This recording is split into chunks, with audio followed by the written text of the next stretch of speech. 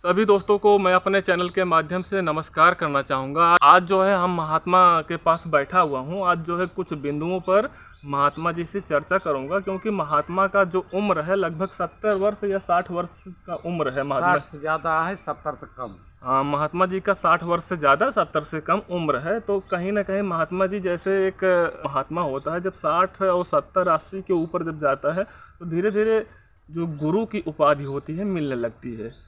तो महात्मा जी हम जो चर्चा करूँगा वो द्वापर युग के बारे में चर्चा करूँगा। त्रेता में राम का जो है जन्म हुआ था, द्वापर में भगवान कृष्ण का जन्म हुआ था। तो हम द्वापर युग के विषय में आपसे चर्चा करूँगा महात्मा जी।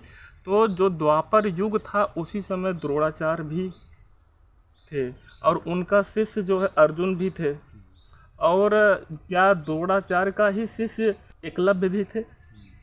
तो महात्मा जी जो एक गुरु होता है और एक शिष्य के बीच में जो संबंध होता है, जो गुरु के साथ शिष्य रहता है और जिसे गुरु जानता है, तो उसके और उसके बीच में जो प्रेम होता है एक अलग प्रकार का प्रेम होता है। जो शिष्य जो है गुरु को अपना गुरु मानता है और गुरु से दूर रह करके गुरु से शिक्षा प्राप्त करता है, किसी भी माध्यम से प्राप्त करता है, वह भी जो शिष्य होता है गुरु से अथाह प्रेम करता होगा। अथाह प्रेम एकलव्य जो है द्रोणाचार्य से नहीं करते, क्या उस प्रकार की जो है धनुष विद्या उसको प्राप्त हो सकती है? नहीं हो पाएगी ना। जब प्रेम होता है, प्रेम जगत के सार है, प्रेम जगत का सार है, यही प्रेम ही आर है। हाँ। अगर आपके पास प्रेम बा, प्रेम का धारा मोट भी, हाँ, आप किसी का तिजोरी खुलवा सकते हैं प्रेम में ना। लेकिन जो द्रोणाचार्य थे उनका अर्जुन के साथ प्रेम था, तो अर्जुन को कहीं ना कहीं जो द्रोणाचार्य थे उनको जानते थे, उनको प्रिय थे। लेकिन जो शिष्य जो है द्रोणाचार्य से प्रेम करता था, हो सकता है अब इसकी तुलना हम भी नहीं कर सकते हैं द्वापर युग के बारे में, लेकिन अथाह प्रेम तो रहा होगा एकलव्य का भी जो है द्रोणाचार्य के प्रति। क्योंकि जब द्रोणाचार्य ने एकलव्य से अपना अंगूठा दान देने के लिए कहा, तो जो है एकलव्य का अगर प्रेम ही रहा होगा तभी तो उन्होंने अपना अंगूठा दान में दे दिया। तो लेकिन जब एकलव्य जैसे जैसे बहुत सारे ऐसे भी शिष्य, बहुत सारे ऐसे होंगे वर्तमान समय में जो अपने गुरु को अपना गुरु मानते होंगे और गुरु से प्रेम जो है करते होंगे, और जो वर्तमान समय में जो शिष्य है उसको क्या तकलीफ़ नहीं होता होगा जब वह गुरु अपने वर्तमान समय जो उसके नज़दीक है, जो उसके पास है, उससे अगर प्रेम करता है। और जो शिष्य एकलव्य जैसा शिष्य है, दूर है, लेकिन अपने गुरु को गुरु मानता है और गुरु से प्रेम करता है, अगर उसके साथ अगर भेदभाव होगा, क्या उसके अंदर तकलीफ़ नहीं होगा? उसके अंदर जो तकलीफ़ हो, वो जो शिष्य है आप वो अपने कर्म के भागीदार हो, कर्म का भागीदार होगा। लेकिन यदि वह जो है शिष्य सही है, गुरु से जहिया हरदम पुलिंद है, पुलिंद गुरु चाहे उसके लिए कुछ भी करे, चाहे उसको जो है किसी रूप में दंड भी दे, लेकिन फिर भी गुरु गुरु होता है। गुरु होता है। जो शिष्य जो आपके शिष्य से भी ज़्यादा आपको प्रेम करता है, आपको मानता है, वह शिष्य भी यह अपेक्षा करता है कि मेरे साथ ऐसा क्यों हो रहा है। भाई द्वापर युग में अगर ऐसा हुआ था, लेकिन जो है कलयुग में भी ऐसा हो रहा है। कलयुग में तो नहीं होना चाहिए। फिर कलयुग भी कहा भी गया है, लेकिन ये परंपरा ये ख़त्म होनी चाहिए कि जो एक गुरु और शिष्य के बीच में जो रिश्ता होता है, जैसे अपने शिष्य के साथ जो रिश्ता होता है, वैसे जो एक दूसरे गुरु का शिष्य होता है या उसी का शिष्य हो, एकलव्य जैसा शिष्य हो, उसके साथ भी रिश्ता उसी प्रकार का होना चाहिए। गुरु सबके लिए बराबर होता है। अब भाई बहुत सारे ऐसे, जैसे हम गुरु के हैं जी, आप भी गुरु किए जी, तुम्हारा गुरु हमारा गुरु हुई है, हमारा गुरु तुहार हुई, हमारा गुरु आपको हुई है। एक ही गुरु, जैसे यही है हम कहने का मतलब हमारा जैसे हम गुरु को नमस्कार की है अपने, और तुम अपने गुरु को नमस्कार की जी, तो धन एक ही है। हाँ, धन एक ही हुआ। गुरु को आप चाहे दूसरे गुरु को मानते हैं, हम दूसरों गुरु को मानते हैं, या आपका गुरु और हमारा गुरु एक ही गुरु है। गुरु ही माने के पड़े। जैसे अब हमारे जौने एज पे गुरु है, वह पोजीशन में देखा तो वह हमसे उम्र से श्रेष्ठ है, हाँ, तो हमका उनका गुरु ही कैसे बुलाओ? हाँ, गुरु।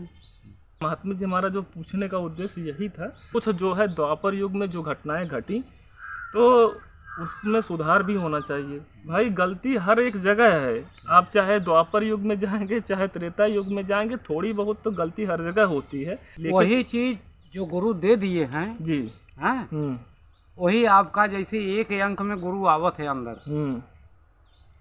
आप जैसे गुरु की है और ढगोरा पिटाई की तब आपके काने में कौनो एक शब्द दे ही भगवान की तरफ।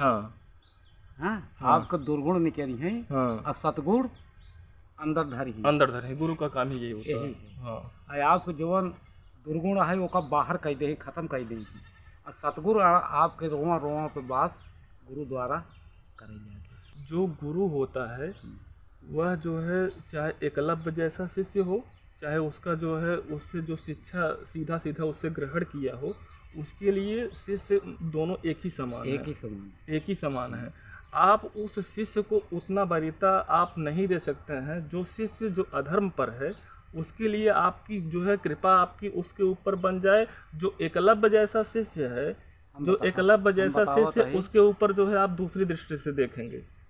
साहिब कबीर आए जी और रविदास से कहें जी कि अब महाराज आप हमारे गुरु बने जी, और हम मंत्र चाहता है, हमें मंत्र दे जी।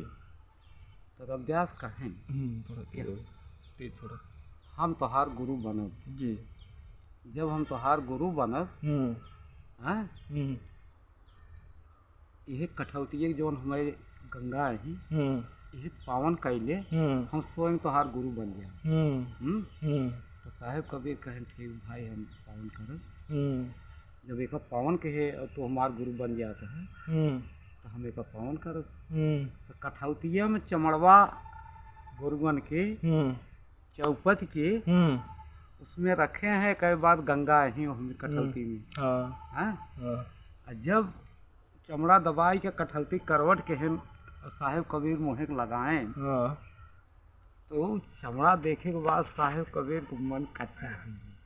ध्यान दिए तो का के हैं हर वो कठौती से छोड़ा तो है गंगा के, का के है बीच में गिराए देहन मुँह में नाई है। तब रविदास कहें जी कि न हम तोहार गुरु वही न तो हमार चेला। हमारे जवान हमारे गुरु जवान हमारे गंगा के तो उल्लंघन के है इन्हें तुम तोहार गुरु अपना बन सके ना बनता है ना हम तोहार गुरु है न तू हमारे शिष्य है। यह बताएं यही में तू बचाऊ। हाँ, यही गंगा तो हम बचाई ही साक्षी बन जी। ओकर विधान बात जैसे सत्संग अब है कौनो चीज के संत रहा और गुरु हमसे सत्संग करत है तब वो कौनो जौहर खुलत है। वो तो एकदम सही बात है। लेकिन एक बात और रही बात अब सत्संग विधान में तू शब्द उठाए है चलावत ही आगे के जो पकड़े चाहत है पकड़ न्याय पावत है। हमारे कहने का उद्देश्य जो है महात्मा जी जिस पे चर्चा कर रहे हैं आप वहाँ आप सोचिए, हम उस पर टारगेट नहीं कर रहे हैं। गुरु और शिष्य के बीच में जो द्वापर युग था उस समय भी कुछ कायदे और कुछ नियम थे। गुरु जो है किस प्रकार के लोगों को शिक्षा देता था वो अलग बात है। लेकिन जैसे महात्मा जी हम ये आपसे कह रहे हैं जैसे उस समय जो भी नियम रहा होगा बात अलग है। बात हम इस चीज़ की कर रहे हैं कि जैसे उस समय जो नियम था वह दूसरी बात है। जो है कुछ गुरु का एक नियम होता था कि हम इनको शिक्षा देंगे। लेकिन वर्तमान समय में भी जो है बहुत सारे ऐसे शिष्य हैं जैसे मान लीजिए हमको किसी को गुरु बनाना है, हम उत्तर प्रदेश के रहने वाले हैं, हम गरीब आदमी हैं, हमें जो है गुजरात के किसी व्यक्ति को जो पढ़े लिखे इंसान है या किसी अन्य प्रदेश के जैसे महाराष्ट्र का कोई पढ़ा लिखा व्यक्ति है हमको लगता है बहुत अच्छा व्यक्ति है, हम उसको गुरु बनाना चाहते हैं। अब हम गरीब हैं, हम उसके पास तो जा नहीं सकते हैं। अब उसके जो है आचरण स्वभाव कैसे उसकी जो शैली है इन सभी गुणों को बारीकी से देख करके एनालिसिस करके अपना गुरु हम अगर अपने अंतर आत्मा से अगर हम मान लिए तो वह हमारा गुरु हुआ। जैसे आप हमारी बात को समझ रहे हैं ना, हमारे साथ एक कहावत नहीं कही जैसे हम भगवान को अगर अपने अंदर के आत्मा से अगर ईश्वर को मानते हैं तो हम मानते हैं या पूजा करें या ना करें, लेकिन अगर हमारे हृदय में भगवान वास करते हैं, यही हृदय में वास करवाने के लिए सब पूजा पाठ जो है जल भी देते हैं। लेकिन अगर हृदय में भगवान अगर आपके वास नहीं करते हैं, चाहे आप पूजा कितना भी करो तो वह मुझे लगता है सार्थक नहीं होता है। ठीक इसी प्रकार से जो हमारा गुरु है यदि हमारे हृदय में वास करता है हम उसके पास जाएं या ना पहुंच पाएं, हम अपने दूर से ही शिक्षा को ग्रहण कर लिया हूँ। भाव वही यही चीज़ भाव। जब भाव आपका उस पर गया, हाँ, भगवान थे। हाँ, तो भगवान भाव पर बैठे, और हृदय में वास कर लिए, एकदम बास कैले हैं। और जवन आप चाहत है, हाँ, भगवान वही बन के निकलत हैं, वही बन के निकलते हैं शब्द से। वही हम कह रहे हैं कि जैसे यही चीज़ जो है, जैसे बहुत सारे ऐसे भी व्यक्ति हैं, अच्छे व्यक्ति हैं, उन लोगों को यह नहीं मालूम होगा कि हमारे जो है न जाने कितने ऐसे शिष्य होंगे, एकलव्य के जैसे शिष्य होंगे, उनको यह जानकारी नहीं होगी। लेकिन उनको इस बात को सोचना चाहिए कि जो हमारा शिष्य है और हमसे जो है प्रेरणा लेकर के हमारा शिष्य बना हुआ है, और जो हमारा जो शिष्य जो हमारे पास में है, हम अब भाई वह आपके सामने है, आपसे बोलता है, आपसे बातचीत होती है, तो आपके अंदर उस व्यक्ति के प्रति जो एक होता है स्वभाव, उसका आपको पता है। लेकिन जो व्यक्ति आपके से दूर है, एकलव्य जैसा शिष्य है और सही मार्ग पर है, उसको आप नहीं पहचान पा रहे हैं। हो सकता है गुरु का भी बहुत सारे ऐसे शिष्य होते हैं जो पास में होते हैं, लेकिन अच्छे शिष्य नहीं होते हैं। द्रोणाचार्य का भी जो है, द्रोणाचार्य का ही शिष्य दुर्योधन था, गलत था कि नहीं था महात्मा? बहुत गलत था। और जो है द्रोणाचार्य का ही शिष्य अर्जुन थे, वो बहुत सही थे। तो आपके पास में जो शिष्य है वह भी गलत हो सकता है। भोलेनाथ का शिष्य, भोलेनाथ का भक्त, हाँ, रावण भी था, हाँ, अब भोलेनाथ का भक्त, हाँ, प्रिय भक्त, हाँ, एक नंबर पे जे रहा, हाँ, जनक भी थे। अब बीच में, हाँ, सबसे लास्ट, हाँ, दूसरे नंबर पे रावण रहे, फर्स्ट भक्त जोन बाटे है जनक रहे जी, और तीसरे नंबर परशुराम रहे, जोन वही बताया क्रोध, हाँ, क्रोधित रहे। तो वही चीज हम कह रहे हैं महात्मा जी, तो उनका बताए रहे हैं भगवान, हाँ, कि जेकर हम ध्यान धरी थे, हाँ, जौनी समय वो धनुष लेबत हुआ अपन, हाँ, और तोहरी धनुष पे, हाँ, बाण बिनु चढ़ाए बैठ जाता है, मान लिया हम नहीं ध्यान धरी थी। हम बस महात्मा जी आपसे सिर्फ लास्ट में यही पूछना चाहेंगे, और आप जो है समझ करके उत्तर देना, जो आपको सही लगे वही उत्तर देना। हमारे कहने का उद्देश्य सिर्फ यही है, जो गुरु होता है, जो गुरु के पास में रहने वाला जो शिष्य है, जो गुरु से सीधा शिक्षा ग्रहण किया है, उनके शिष्य में भी कुछ शिष्य गलत हो सकते हैं, और उस गुरु का बहुत सारे जो शिष्य हैं, एकलव्य जैसे शिष्य हैं, उन शिष्यों में भी बहुत सारे शिष्य गलत हो सकते हैं, लेकिन कुछ शिष्य की संभावना रहती है कि अच्छे शिष्य रहते हैं। ऐसा ना काशी में जो सत्संग किया हमें जी, संत के बीच में जी, हमें वहाँ सत्संग में मिला जी कि गुरु के यहाँ शिष्य को जाना नहीं चाहिए, और गुरु के शिष्य अनभिज्ञ है, शिष्य के पास कोई ज्ञान नहीं जी, और गुरु किया है जी, तो ओकर जो अज्ञानता है, हाँ, गुरु बार बार आए को ओकर चेत करें। ये तो जो है आप एकलव्य जैसे शिष्य ही ऐसा कर सकता है, एकलव्य जैसा शिष्य ही कर सकता है। यह आपका जो उदाहरण है यह सही भी है, जो अपने आत्मा से अपने गुरु को अपने आत्मा में बैठा लिया, फिर गुरु उसके सामने हो या ना हो, लेकिन जिस आत्मा में अपने वो जो गुरु को बैठा लिया, जिस उद्देश्य के साथ वह जो है शिक्षा ग्रहण करता है, उसकी पूर्ति होती है।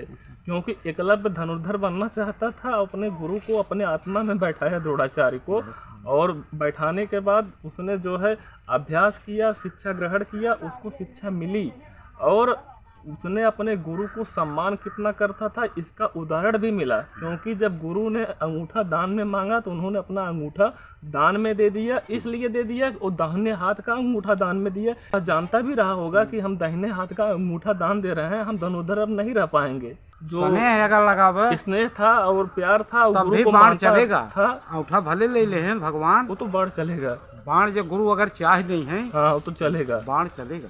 है उसका हाथ इस पर कट गया, हाँ, इस पर, हाँ, वो मौर्य का, हाँ, हाँ, तब भी मैं देखा हूँ, हाँ, वो कैसे इसमें बजा करके वो खोखा तीली जला लिया इस हाथ, हाँ, वो तो बस उनकी कृपा रहेगी तो सब कुछ होगा। और सुरती भी इसी से बनाता है, हाँ, क्यों नहीं से, हाँ, यही से ईश्वर जो है, जैसे आपका हाथ कट गया तो आपकी जो दाहिने हाथ की ताकत होती है वह बाएं हाथ में उसकी जो है आ जाता है। साइकिल जैसे हम दोनों हाथ से चलावत है, वो एक ही हाथ से बहादुर चलावत है, हाँ, और बहुत साफ, हाँ, वही चीज़ है महात्मा जी, इसी पे हम चर्चा कर रहे थे महात्मा जी। आपसे चर्चा करने के बाद बहुत अच्छा लगा। और अपने श्रोता बंधुओं से निवेदन करना चाहूँगा, आप सभी लोग जो है चैनल को ज़रूर सब्सक्राइब करें और वीडियो को शेयर भी करें। धन्यवाद।